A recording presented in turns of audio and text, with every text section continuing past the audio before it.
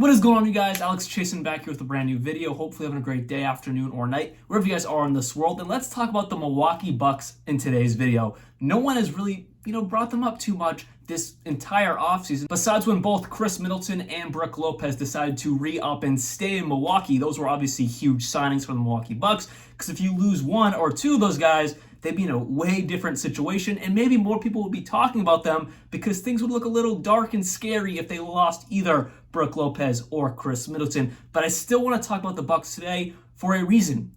Can they still compete? They finished first, 58-24 in the Eastern Conference. As we all know, Giannis got hurt in round one against the Miami Heat. They got bounced in just 5 games. Let's talk about the Milwaukee Bucks, and are they truly contenders still? And can Giannis, with the team he has right now assembled around him, get ring number 2? Let's talk about that. So let's start off talking about the Milwaukee Bucks in free agency. As I started this video with, Kris Middleton re-upped on a 3-year contract to stay in Milwaukee. There were some rumors about the Houston Rockets trying to throw some money at him, but no, Kris Middleton made his choice to stay in Milwaukee for 3 years, with the 3rd year being a player option, which is fantastic. Because no, Kris Middleton is not a spring chicken anymore. He is getting older, hasn't really shown too many signs of decline, but last year he averaged 15 points per game along with around 5 rebounds and 5 assists on around 44% from the field. That's pretty good, but that's not what we know Kris Middleton for. Last year for Kris Middleton was just unheard of. He never could get into a flow, could never get into a rhythm of the season,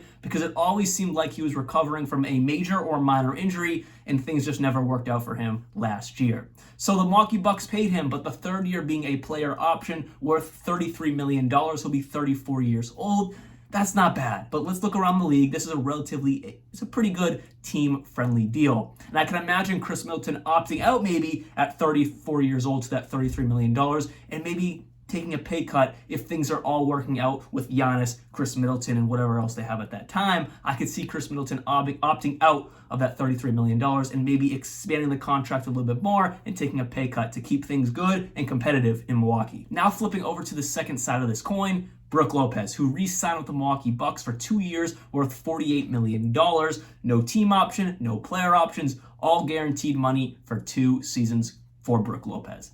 I don't necessarily love this one for the Milwaukee Bucks, especially because you're trying to keep this nucleus that is only aging. Obviously, Giannis is still relatively young. He's in his late 20s, but Jrue Holiday's getting older, Kris Middleton's getting older, and right here, Brook Lopez is getting older. I believe he's the oldest of this group, at going to be 35, 36 next season in the second half of this contract. I don't love it. Yes, he was second or third last year in DPOY voting. Well warranted. He played fantastic defense around the rim. I believe he averaged the most blocks per game, right behind Jaren Jackson Jr. Amazing, beautiful. And he probably played more games than Triple J also, so maybe he did deserve DPOY. At any rate, the point is, this is a lot of money. Yes, it's only 2 seasons, so it's not like you're wrapped up for 4 or 5 years when you'll be like 40 years old, but still, this is a lot of money for someone who may take a huge step backwards. Being this tall, being this big, being a center, when you're 35, going on 36, eventually, you're going to decline. Not everyone is LeBron James, not everyone is Stephen Curry, we know that. So that's my only concern with this. Eventually, Brook Lopez is going to decline. Granted, he has added a 3-point shot to his game. Back in the Brooklyn days, that man he would never shoot a 3. That was unheard of. But as he's gone farther in his career, almost being out of the league. Remember when he was on the Lakers? I actually was in LA and I saw him on the Lakers. I just happened to be in Los Angeles, went to a Lakers game. I remember Brook Lopez on the Lakers. The man was almost out of the league at that point. He added a 3-point shot, created an intensive defensive intensity, and he's almost at an all-star level. This man completely transformed his game to save his job, save the game he loves, and just save his career in general. So I'll give Brook Lopez credit for that. But he is getting older, and he's a big man center.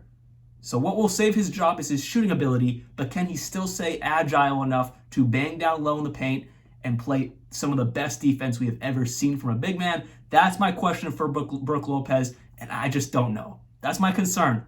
The money is one thing, but also does his play on the court. Will he live up to this money? Will he live up to still being a starting level center for this Milwaukee Bucks team? Maybe this season, But next year, that is my concern with Brook Lopez. The Bucks also brought back Robin Lopez, who was previously on this team back a few years ago, to team back up with his twin brother, Brook Lopez. They look exactly alike. I swear if they both went bald, I would not be able to tell the difference, except one can shoot a three and one cannot. That'd probably be the most telling thing out of anything. On top of that, they brought back Jay Crowder, which that one was extremely interesting to me because am I the only one that remembers where Jay Crowder, it came out from a tweet from a source, it was like, Jay Crowder does not know his role here in Milwaukee. He doesn't really know what's going on, and obviously that flopped in the playoffs where he was not even an impact at all. So a very curious move here by Jay Crowder. Maybe it's because it's the only team that was interested in Jay Crowder, which I can't really believe that. Yes, Jay Crowder has definitely taken a few steps back from a few years ago when he was a super impactful role player, but he's still a super valuable asset on a contending team, especially on the defensive side of things, and someone that's kind of like that grit and grind guy that will get dirty, get in the mud to help give your team an edge. That's what Jay Crowder brings at this point in his career. So I'm surprised he didn't go elsewhere where maybe he was wanted more, or maybe things are mended, or the fact that they brought in Adrian Griffin and Mike Budenholzer is out the door, that may take part in it. I'm not exactly sure. But interesting to see Jay Crowder back in Milwaukee after what came out from a few sources last season. They brought in Malik Beasley. This is probably their biggest offseason move besides just bringing back the guys they already had, like Brook Lopez and Kris Middleton. Malik Beasley is a bucket, never getting enough love he deserves. He was a major bucket in Utah and on the Timberwolves. Last year with the Lakers wasn't too valuable. I'm not really sure why the Lakers did not use him more, but the man is a bucket, fantastic perimeter defender, the players I love. The guys who can shoot the three and play defense. Who does not love that? Malik Beasley brings that and offers that to Milwaukee beautifully. So can the Milwaukee Bucks stay the best team in the Eastern Conference? Can they go out and win their second championship in 4 seasons? I don't think so. And I hate saying that because they have Giannis Antetokounmpo, arguably the best player in the league, right behind Jokic. It's really, really close. We'll have to see what happens next year. It's neck and neck. So when I talk about this, Giannis is not part of this. But everyone else around them, I'm not really that confident in. I love the Malik Beasley move, having Bobby Portis on an extremely low deal. I was just looking at his contract. He's only making $11 million this season to be a fringe, low-level star in the league. A man who does everything. That is such a steal for someone like Bobby Portis. My concern is not Giannis, of course. My concern is not the young guys on this roster. It's Kris Middleton. It's Brook Lopez and Jrue Holiday. I know Jrue was an all-star last season, played absolutely amazing, some of the best defense we have ever seen in his career, some of the best offensive, especially his shooting splits in his entire career, flawless. So don't get me wrong, but he's 33 years old, going to be 34. Kris Middleton is going to be 33, and Brook Lopez, who I just talked about earlier, is going to be 35. That is not very young.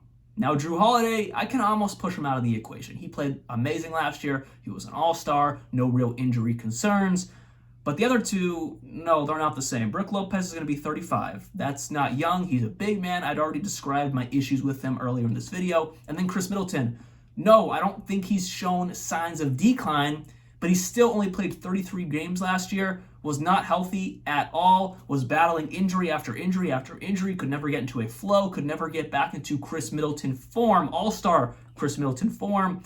So can he get back into form again? That's what I'm concerned about.